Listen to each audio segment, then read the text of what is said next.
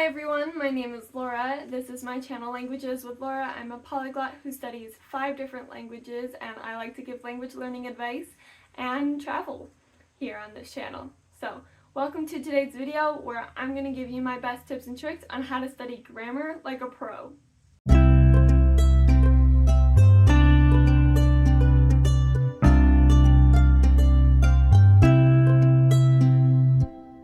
Grammar, I think, is one of the most hated elements of learning a language. I always hear people who just want to be conversational, and I've already done a video on how to be conversational quickly, so if you want to check that out, go right on ahead. But people want to learn vocabulary and they want to converse, but they don't want to sit and study the grammar rules, which I don't blame you. It's not exactly anybody's favorite thing to do. However, grammar is very important in language learning. It's how we form sentences together to be understood and to understand. It tells us what order to put things in and how to do certain things so that we can most efficiently communicate. Now, I'm not saying that your grammar needs to be perfect. If you're taking a standardized test, then yes, maybe try and get your grammar as perfect as possible, but for the most part, as long as you're following most of the grammar rules of your target language, you should be able to be understood. So, I'm just going to go through a couple of different strategies on how to learn grammar. Maybe it'll make it more fun, maybe it won't. We'll find out. So in my mind, there are kind of 2 major strategies that you can take when learning grammar for a language, and that is learn it like a baby or learn it through your native language. At this point, I prefer the learn it through your native language rather than the learn it like a baby. I think that strategy works better for my first couple of languages, but now that I am into, 4 or 5 different languages, I prefer to do the other way. So, what do I mean by learn grammar like a baby? I mean, when we are learning our first language or even our first couple of languages, we're not sitting and studying with a textbook. We're not making a conscious note of word order or case endings or anything like that. And that can work really well for some people, just the idea of picking it up naturally. But this can also be very slow and may not be the best if you are trying to pass standardized tests within a certain amount of time.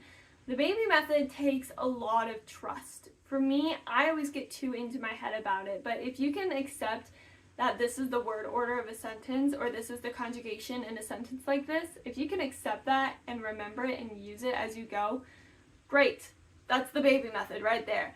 It does involve a lot of trust and just kind of relaxing in order to fully understand what you're trying to learn. And this is best typically done with immersion, so listening to music, watching TV. I feel like a lot of things that we do enjoy doing as language learners in our target language, but you still have to put some conscious effort into it. It's not just going to magically seep into your brain, but it is more about observance and then application.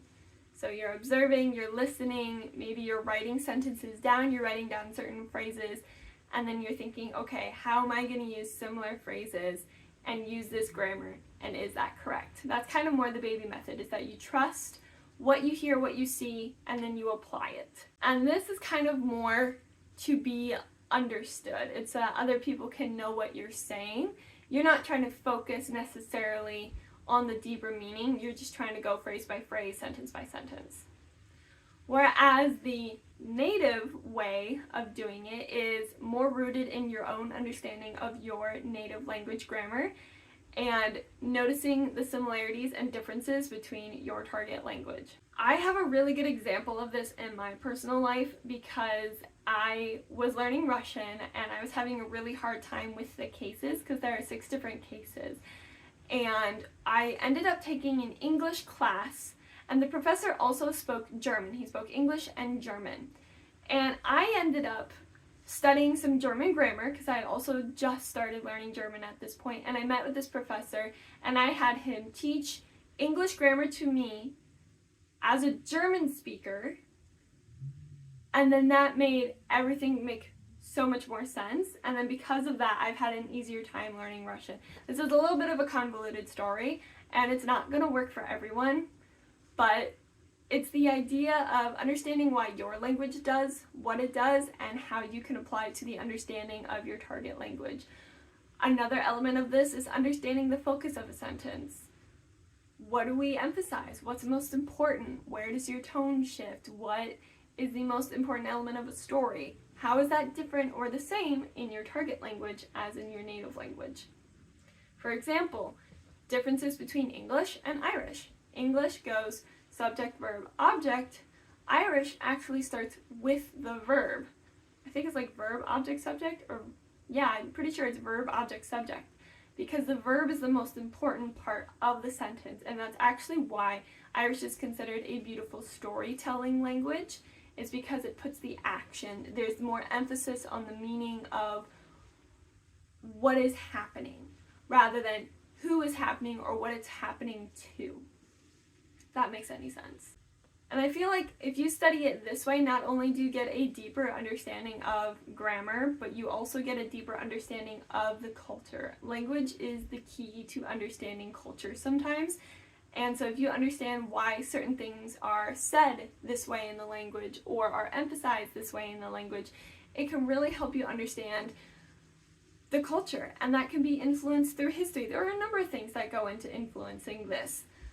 But this is kind of more of a, in my opinion, a well-rounded, deeper understanding. And this is for good if you are trying to learn grammar a little bit faster, or if you want to use this language in some way other than for pleasure or travel or light conversation. For example, if you want to be like a translator or interpreter, you need to have a deeper understanding of grammar, to have a deeper understanding of the language to be a better translator. So those are kind of the two different ways I would say. I would highly encourage you to try both of them out. It may surprise you that you might actually like studying grammar if you come at it in less of a, oh, this is boring and annoying, I can't believe I have to do this again. If you let go of that, wash it off, and go with, yes, let's look at something new, let's dive into it, let's try and understand it a little bit better. You might actually have more fun learning grammar through your own language or through a deep study rather than even picking it up like a baby. But who knows? Maybe you've always loved learning grammar and that's never been an issue for you. Conjugation tables are your jam. They're my jam. I love a good conjugation table. I'll just say that out front. Maybe try doing it like a baby though. Try just sitting there and watching a TV show or reading a book and taking note of sentence structures and then just applying them. See where that gets you. See what feels more comfortable. Theoretically, I think that the best way to learn grammar is a combination of both, is to see how it's being used, understand where what rules are applied to, but making sure that it makes sense in your brain, because there is a difference between just repeating and parroting something and actually understanding it. So there is definitely an importance of making sure you're saying it correctly, but also understanding why. And one thing that might help with this, one thing that I love doing and watching other people do, is using the grammar of one language in their native language. So saying, like, having a conversation with Spanish grammar but in English. I think that's so much fun, and I think that helps me understand the differences and the important things to keep in mind as I'm learning the language and as I'm really furthering the studies, especially from an intermediate to advanced level. It really helps kind of take the pressure off of not worrying about pronunciation or vocab, but just worrying about grammar, of saying it in English but using the grammar of another language. Now, of course, this can always be tricky and a little difficult, but I think it's a lot of fun, and I think it's another thing that could be helpful when trying to figure out the grammar system. And of course, it's also always very important to have a good resource for learning grammar. I am very much like a visual kind of hands-on learner in everything that I do. So I much prefer watching YouTube videos of people explaining grammar rules to me rather than reading it from a textbook. Because if I'm sitting there reading a grammar rule in a textbook, I'm not even going to finish the sentence before my mind starts to wander to something else. So my suggestion would be figure out what kind of learner you are so you know the best way to learn grammar, because if you're sitting there trying to learn it over and over and over again in one method and it's not working, yeah, you're going to hate grammar. You're going to be annoyed with the grammar in this language, and that's really going to stunt your learning and your passion and your motivation. And if you're already struggling with motivation, I have made a video talking about that, so you can also go ahead and check that out. I'll have it linked.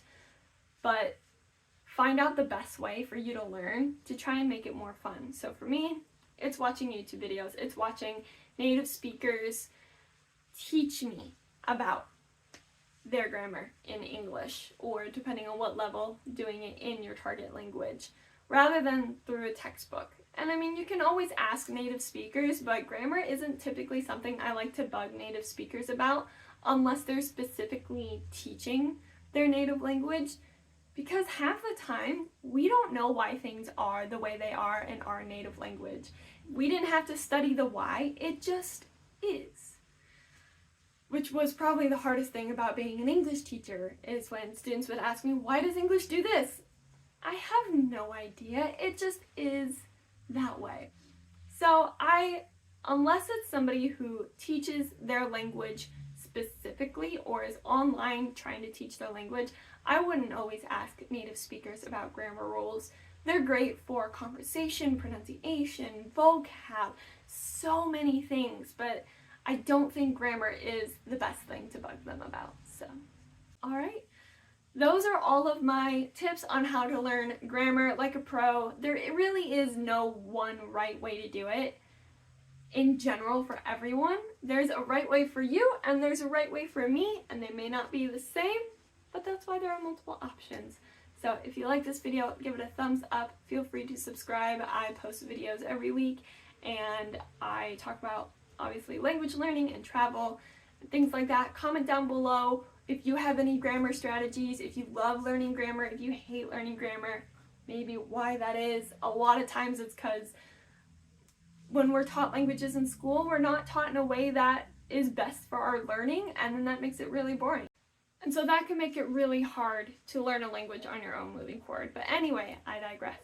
Thank you for watching this video. If you liked it, like I said, thumbs up, comment down below. I have other videos. Subscribe, and I will see you all in the next one. Пока!